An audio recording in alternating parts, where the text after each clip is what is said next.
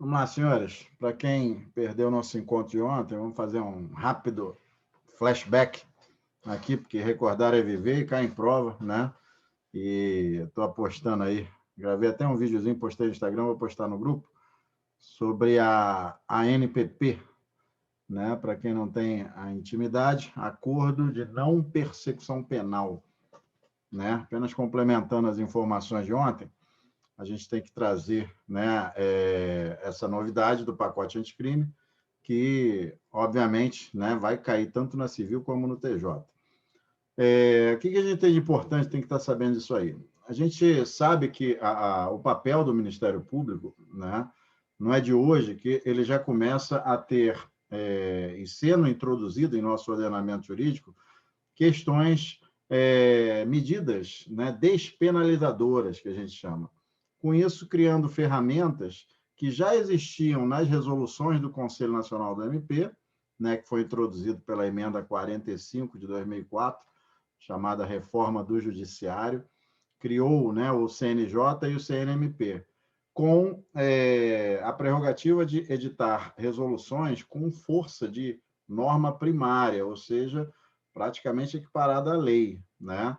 Mas nada melhor do que a nossa, formalmente falando, uma lei sendo introduzida, né, no Código de Processo Penal, garantindo, assim, maior legitimidade do parlamento, né, em promover esse tipo de negócio jurídico, digamos assim.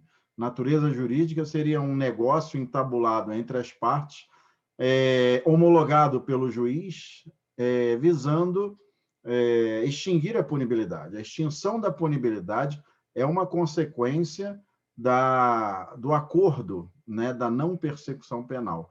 Vantagens para o ordenamento jurídico, sem sombra de dúvida, são muito grandes, né? No sentido de que nós vamos evitar mais um processo, mais uma denúncia, mais uma sentença, mais uma execução penal, né? Então, com tudo isso, o MP vai poder estar, digamos assim, claro que ele vai medir forças, né, com a parte, lembrando que não foi aberto de forma irrestrita, né? Ou seja, temos requisitos previstos na lei, podando essa prerrogativa do MP e da parte está entabulando acordo, e geralmente, digamos assim, seriam os crimes de médio potencial ofensivo, né, colocando, porque, de forma expressa, lá no parágrafo 2º do próprio 28A, ele excluiu, né, os crimes da competência dos juizados especiais criminais.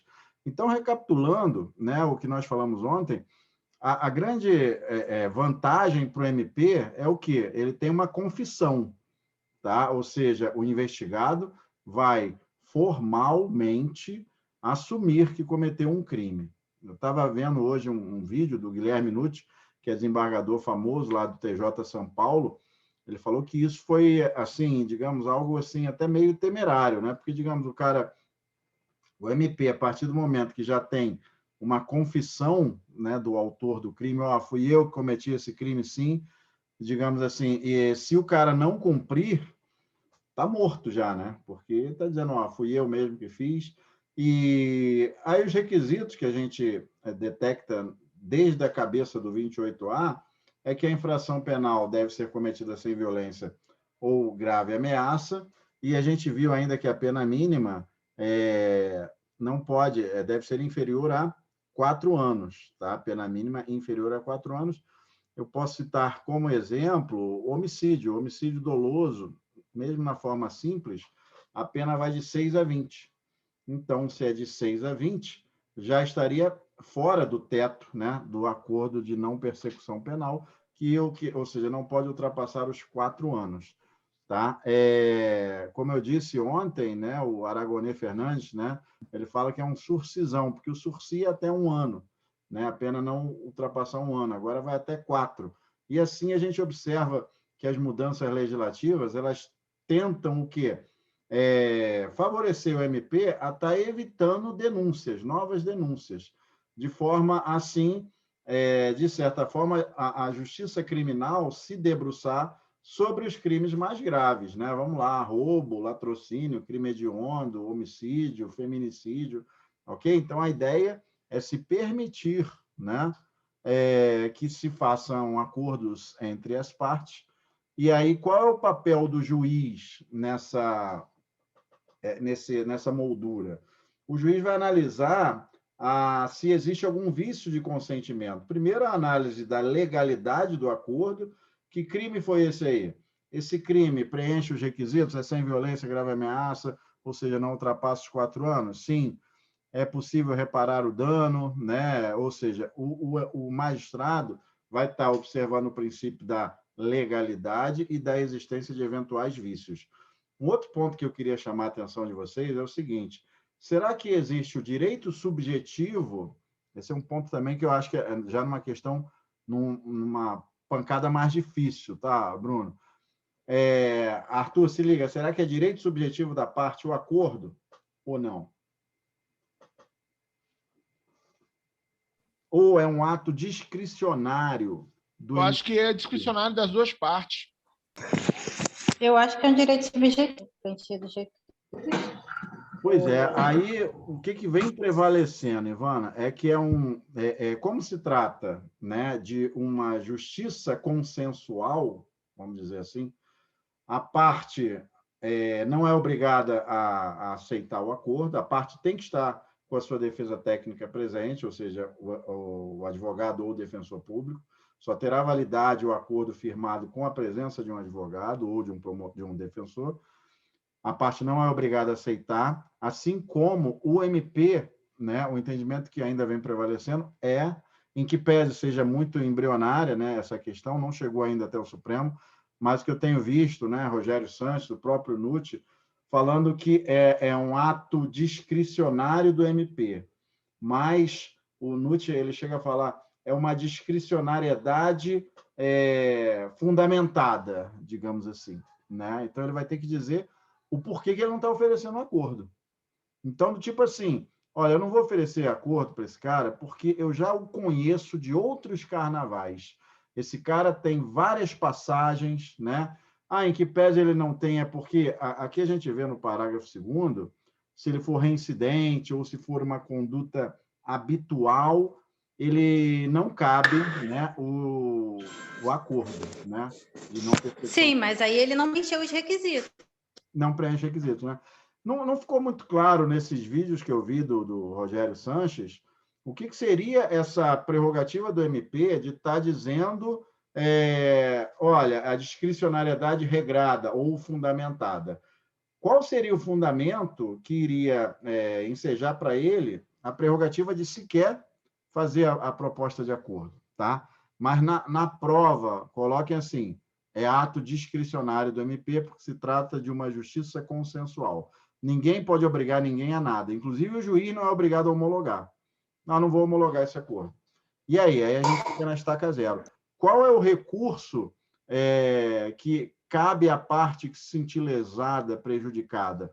A previsão na lei. Ela pode fazer um pedido administrativo ao Conselho Superior do Ministério Público, tá? Então, anote aí também que, em que pese ainda prevaleça o entendimento, né, atual de que se trata de um ato discricionário, essa discricionariedade deve ser fundamentada, cabendo recurso ao órgão previsto na lei orgânica do MP, que pode mudar de estado para estado, órgão previsto na lei orgânica para, né, é o chamado Conselho Superior do MP, previsto na lei orgânica do MP daquela unidade da federação.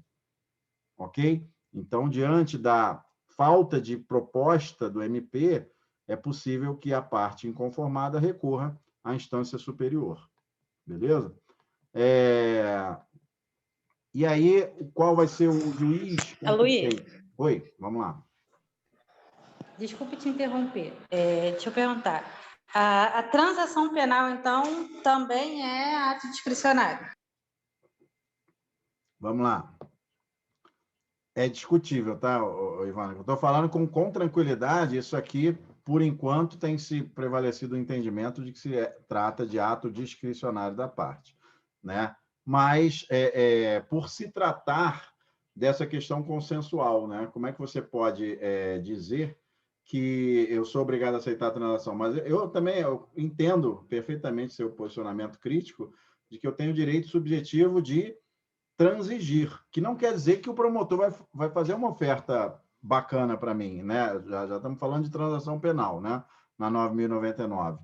Mas ninguém é obrigado a entabular nenhum tipo de acordo, né? Por isso que se vem prevalecendo o entendimento que se trata de ato discricionário. E o juiz, o pior, o juiz não pode estar se metendo, né? Tem que ser feito esse formato de remeter para o Conselho Superior, porque senão haveria o quê? Uma usurpação da função do órgão de acusação, colocando em xeque, assim, a imparcialidade do magistrado. Entendeu? Entendi. Só a última pergunta. Aí, se a parte for questionar, é igual o arquivamento? Vai lá para o... Igual arquivamento. Antes, né, pela redação originária do 28, né, do CPP, era para o Procurador-Geral de Justiça ou Procurador-Geral da República. Agora, né, a situação, esse limbo que ficou aí com a decisão do Supremo, que foi banida a redação anterior, foi revogada, e não está em vigor, está suspenso, né, está hibernando o que consta, né, que a gente consultando aqui no site Planalto, a gente vai ver a nova redação dada pelo pacote anticrime, só que suspensa sua eficácia pela decisão monocrática do ministro Fux, né? Mas se você olhar aqui o 28, está com a nova redação dada pelo pacote anticrime, não mais a anterior, que falava da questão do arquivamento ser feito pelo juiz. Observem que a diferença ela é gritante, do tipo, era requerido o arquivamento que era deferido pelo juiz. Agora é requerido, ou melhor, é ordenado o arquivamento, né, que vai ser submetido à apreciação do Conselho Superior ou do órgão competente do próprio MP para chancelar, para ratificar essa questão do arquivamento. Beleza? Estamos juntos? Certinho. Certinho? Tá, então beleza. Então, senhores, o que nós temos, né, concluindo, né, esse aspecto, vejam os últimos parágrafos que a gente não comentou ontem, né, do terceiro em diante. O segundo a gente até enfrentou quais são as hipóteses do não cabimento, né? Basicamente, o cara ser da competência do GCRIM, né? Ou seja, os crimes serem contravenção penal e crime de menor potencial ofensivo, tá? Não cabe, porque já cabe a transação penal, né? Então, seria um outro patamar, né, digamos assim, de transação penal, né? Antes mesmo, a diferença a gente pode observar o quê? Que a transação penal é feita lá no Poder Judiciário, né? Ou seja, tem um conciliador, enfim, o próprio MP vai estar transigindo, mas a questão já chegou ao conhecimento do Poder Judiciário. Aqui, o acordo de não persecução penal, a diferença reside que sequer vai haver essa distribuição e é feito, né, de forma extrajudicial, né? Algo de natureza administrativa extrajudicial, mas que é levado ao juiz apenas para homologar.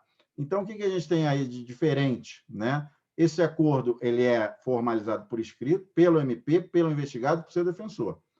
Para a homologação, é uma audiência que é feita, né? E o juiz vai verificar a voluntariedade pela oitiva do investigado e a legalidade, né? Para ver se é voluntária a sua adesão à proposta do MP e se observa a lei, a proposta do MP, ou se é um MP muito esquizofrênico, está querendo dar aquela viajada. Vocês lembram na aula de ontem, no encontro de ontem, quem estava aqui com a gente, que a gente comentou o episódio aí do 216, do assédio sexual, né, da CBF, do presidente da CBF, em face, né, da sua secretária, que foram oferecidos 12 milhões? Eu vou até postar no grupo.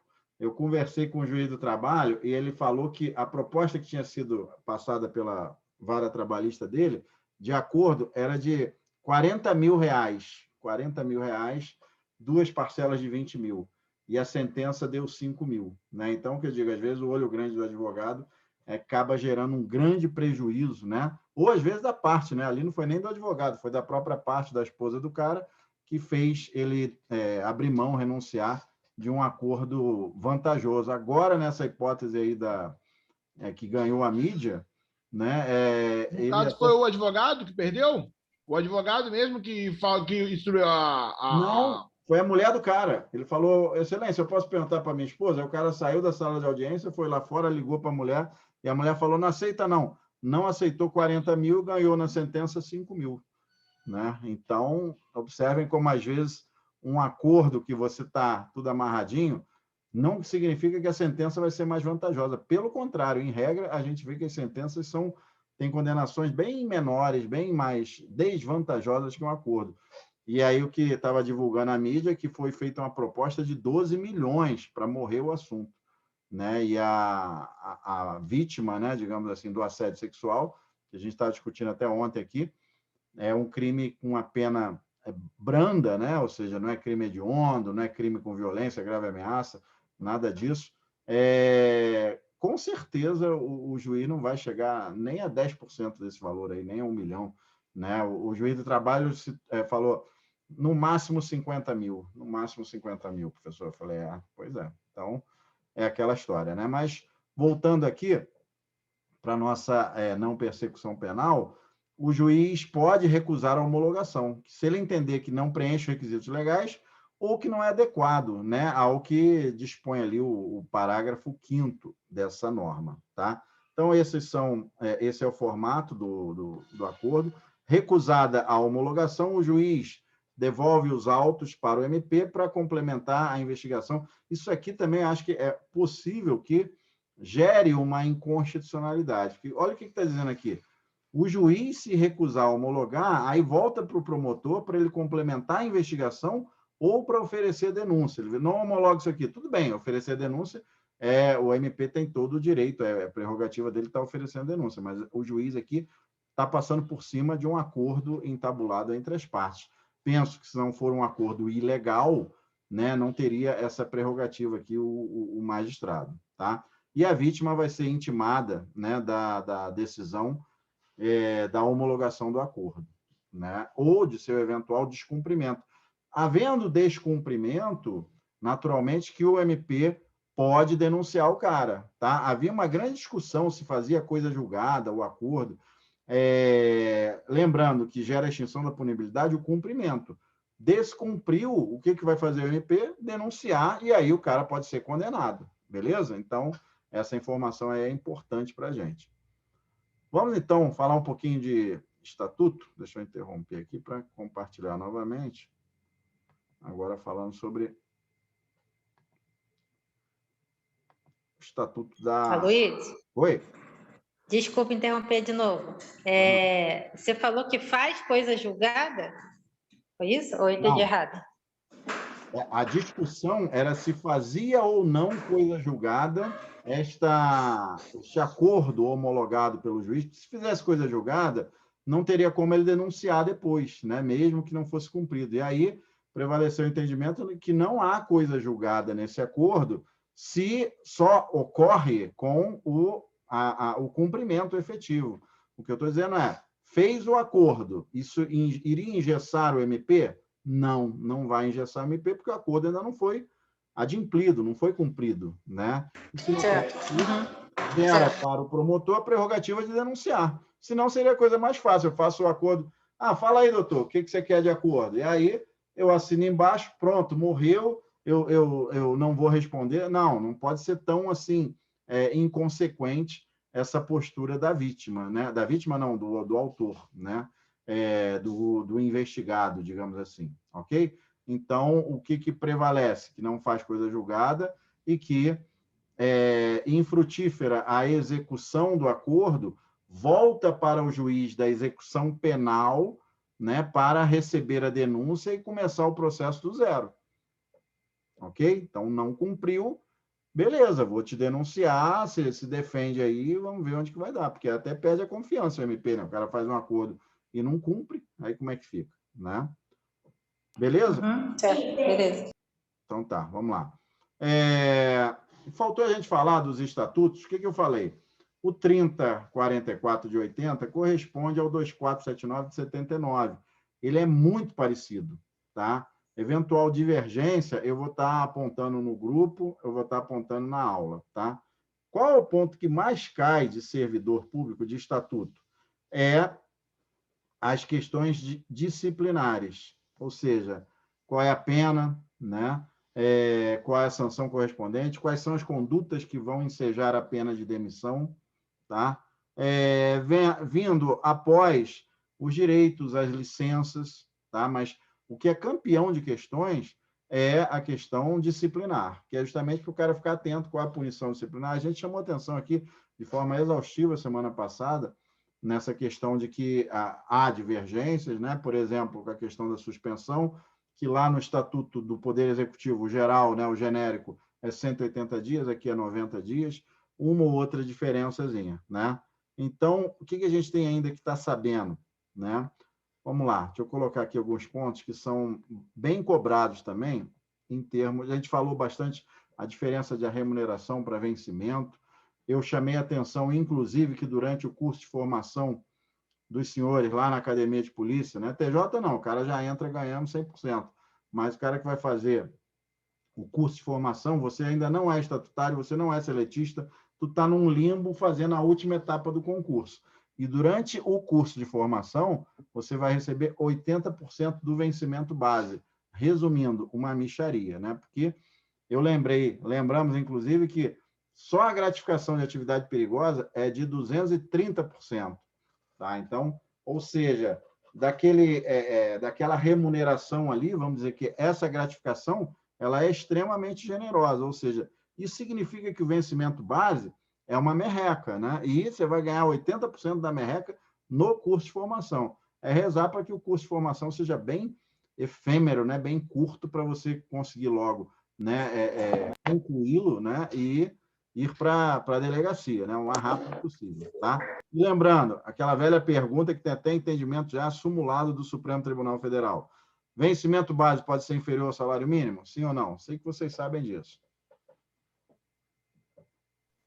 Pode. Na verdade, pode ser sim, desde que não seja a hora salarial menor. A hora salarial não pode ser menor. Sim, o que ele não pode é ganhar, porque o vencimento base, se liga, a ele são agregadas outras gratificações. De forma que eu posso ter um vencimento base lá, o cara é merendeira, a mulher é merendeira em Vassouras. Tá? Pode ter um vencimento base de R$200? Pode. Por quê? A esse vencimento base, vem lá, gratificação de atividade exclusiva, R$800. Opa, já chegou no salário mínimo. Estão entendendo? Então, remuneração não se confunde com vencimento base. Vencimento base Barra Mansa é assim. Não, vamos dizer. Barra Mansa é. A boa parte, né, dos municípios tem vencimento base pífio, medíocre mesmo, que aí o prefeito tem que ficar criando gratificação para chegar ao salário mínimo. Né? Gratificação de dedicação exclusiva, gratificação de não sei das quantas, de trabalhar em escola, né? Mais 40%, enfim, para compor a remuneração, e é a remuneração que não pode ser inferior ao salário mínimo. Inclusive, lembrando que a súmula vinculante do Supremo fala do praça, mas se aplica a todo o funcionalismo, dizendo que o praça, né, o militar, o soldo do militar, não pode, aliás, pode ser inferior ao mínimo. E aí a gente aplica, por analogia, a todo o funcionalismo, né, aos civis, né, porque o soldo corresponde ao vencimento base, o soldo do militar corresponde ao vencimento base do civil. Beleza? Então, é um aspecto também aí muito cobrado. Professor, isso aí é para não alcançar o aumento aí os inativos, né, não? Vamos lá. A questão do inativo, né, que foi rompido com a reforma administrativa ainda 19 de 98, né, que foi uma covardia, né, que sempre que tenta se congelar a administração de uma forma justa, né? Eu vejo hoje em dia, eu que estou na ativa, né, e participo de um grupo de servidores do tribunal, todo e qualquer crime em que não é estendido ao inativo, e agora a gente considera um avanço, mas a gente tem que pensar o seguinte: um dia, né, se Deus quiser, a gente vai se tornar inativo, né? E acaba sendo uma covardia. Por exemplo, quando a gente ganhou o auxílio educação, né, estendido até os 24 anos, em torno de R$ 1.300, O inativo não receber foi uma puta covardia, né? Vamos combinar. Por que o inativo? Porque até os 24 anos tem muito inativo que tem um filho com 20 e poucos anos, né? O cara começou a trabalhar cedo. Por que ele não tem direito, né, ao auxílio educação do seu filho, do seu dependente, né? Nada justifica esse tratamento não isonômico, né? Então, o que a gente vê é uma tentativa de romper, ou ocorreram emendas à Constituição, primeiro separando o civil do militar. Foi lá sutilmente e revogou, né, deu uma nova redação ao artigo que aos militares serão concedidos na mesma data e no mesmo índice, eventuais reajustes concedidos aos militares aos civis. Isso engessava, né, a administração, que gosta de estar sempre prestigiando, né, o militar para, né, acalmar, né, apagar incêndio. Então, o que foi feito? Vamos dar uma nova redação, isso. Não é servidor civil e servidor militar.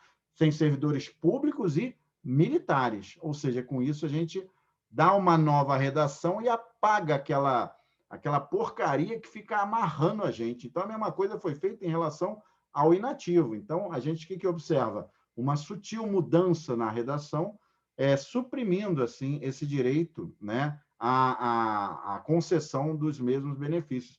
E vários benefícios, o próprio Supremo já vem dizendo, não, isso aqui não é para o inativo, não. Ah, não, isso aqui também não. O auxílio alimentação, várias gratificações, que eu digo, uma grande covardia, né, que proporciona o quê? O empobrecimento cada vez maior daquelas pessoas no momento que mais precisa de medicamento. O cara pode até não ter, digamos assim, o auxílio alimentação, que no TJ agora aumentou para animar a galera aí, passou de 1.200 e pouco para 1.440. E aí, claro, né, o dos juízes passou de 2 e pouco para 2.580. Mas é aquela história, né? Não dá para a gente querer uma isonomia, né, com a magistratura, porque nunca vai ser igual, né? Assim como a isonomia plena que deveria existir entre o ativo e o inativo, tá? Mas é aquela história. Toda e qualquer vantagem que viesse a socorrer quem já deu sangue, né, por décadas ao funcionalismo, à sociedade, eu vejo com bons olhos, mas infelizmente não é o que a administração pensa. Só pensa como aquele idoso que já não produz mais e produziu muito, né? Então, vamos lá, senhores. Em relação a pontos sensíveis, né, que a gente observa que vem caindo de forma recorrente, vamos colocar aqui as gratificações, né, que a gente vê no decreto 3044. Nós temos para a Polícia Civil, que praticamente copia, né, o de 79, um ano antes, né, o 2479, aqui o 3044. Nós temos gratificação de função, gratificação do exercício em cargo em comissão, lembrando que é perfeitamente possível que o servidor de carreira ocupe cargo em comissão. O cargo em comissão, inclusive, anota aí a galera que vai fazer TJ, houve uma mudança na legislação que nós tínhamos o quê? Que nada impede que a administração coloque o quê? Uma fração apenas de livre nomeação, tá? Como que é feito no TJ? 80% dos cargos em comissão serão providos pelos servidores de carreira, tá? Como é que era? Era 75%.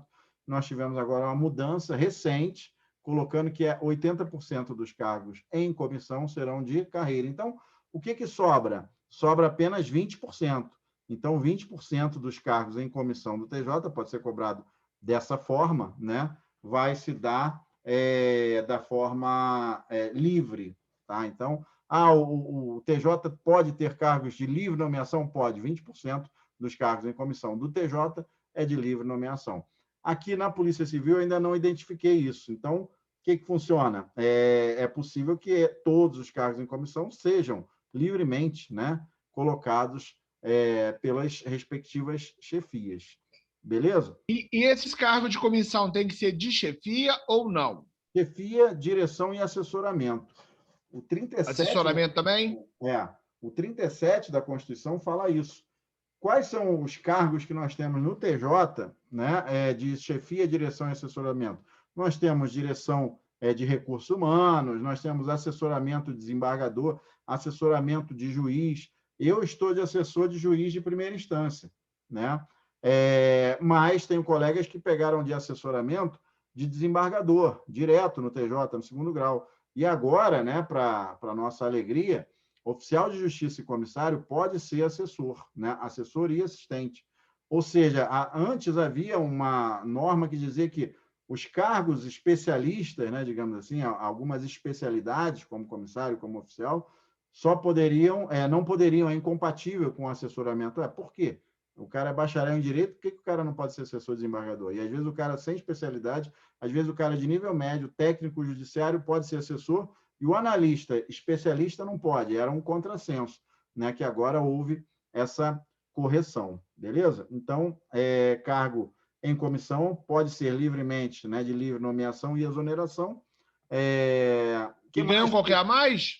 Oi? E ganha um qualquerzinho a mais? É um qualquerzinho generoso, né? O mínimo aí é de 3.600, a menor gratificação no tribunal, né? De 3.600 e vai até 10 mil, né? Então, é super vantajoso. Agora, é escravizado, né? O cara trabalha que nem um demônio, né? Ou seja, algemado ali na mesa do desembargador, do juiz, enfim. É aquilo, né? Tá valendo a pena? Mete a cara, né? Ah, não, eu quero me prostituir, né? Entre aspas, eu vou me matar, mas eu quero fazer carreira, porque o cara, por exemplo, né? Já que a gente está falando disso, a licença premium, agora o TJ resolveu vender. Para quem quiser vender, você pode vender. E como é que funciona? Lembrando, também cai na prova, a cada 5 anos eu tenho direito a 3 meses, não é isso? A 3 meses, se eu não tiver sofrido punição de suspensão ou multa. Então, se liga, se eu tomei uma advertência, eu posso tirar a licença prêmio? Posso. Se eu tomei uma repreensão, eu posso? Posso. Se eu fui suspenso, eu vou ficar o quê? O período da suspensão vai postergar, né, a aquisição de novas licenças prêmios. Explico. Então, digamos que eu adquiri, né, depois de 5 anos, 3 meses, tá? E aí, pouco tempo depois, eu tomei uma suspensão de 10 dias. Eu vou ter o quê? 10 dias de adiamento, né, no gozo dessa licença prêmio, tá? Então, não estou perdendo para o resto da vida, não, tá? Deu para entender? Então, a cada 5 anos, tem direito a 3 meses de licença remunerada.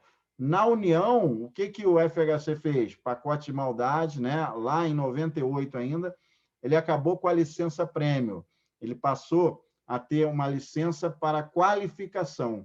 Ou seja, o sujeito preenche... Até perguntar agora se a licença prêmio não é para qualificação. Não, no estado do Rio de Janeiro não é, tá? E uma coisa interessante que ainda existe aqui no estado do Rio de Janeiro é o seu tempo prestado à União, né, e prestado aos municípios. Tipo assim, o estado do Rio de Janeiro é generoso, ele aceita todo mundo, né? Ou seja, você prestou serviço para a União, beleza. Você foi bombeiro, tranquilo. Tu foi PM, beleza. Ou seja, aquilo ali é computado para adicional de tempo de serviço sem problema algum. Tá Para bom? mim tá top, porque eu fui da União, do Estado, do município, e de 3 municípios. Vai pegar tudão, vai abraçar tudão. Tudão. Eu já entro já com uns 4 triênios. Eu já entrei com triênio também no tribunal, é normal, tá? Ok, todo o tempo de serviço prestado à administração direta, autarquias, fundações, são computados como para fins de adicional tempo de serviço para fins de aposentadoria, né? É o que eu estava falando com a colega, outro encontro aí. Vale a pena ou não vale você deixar de dar aula, você abandonar o magistério, é você fazer essa contabilidade aí, transformar o teu salário de professor versus o seu triênio, né? Porque às vezes o seu triênio é mais do que o seu salário de professor, dependendo do cargo que você está, né? Assim, mal comparando, tu passa de um cargo de professor de 2 mil para um cargo de 10, e você já tem, sei lá, 15 anos de serviço. Então, é você converter esse triênio adicional de tempo de serviço no estado do Rio de Janeiro. Lembrando, o primeiro triênio é 10%, os demais são 5%, e pode alcançar até 60%, beleza? Isso também é cobrado em concurso, tá bom? Se a gente está falando aí, não é de bobeira, não. Que mais que a gente tem de importante? Façam essa leitura, né? Até para eu colocar umas questõezinhas a mais para vocês estarem treinando, tá? Ajuda de custo e transporte. Isso aqui é uma verba de natureza indenizatória, né? Que vai o quê? Te ressarcir né, aquelas despesas que você vai ter com o seu deslocamento, tá? E aí, o que é muito importante a gente sempre saber? Quando que o cara não vai ter direito, né? Artigo 112 do 3044.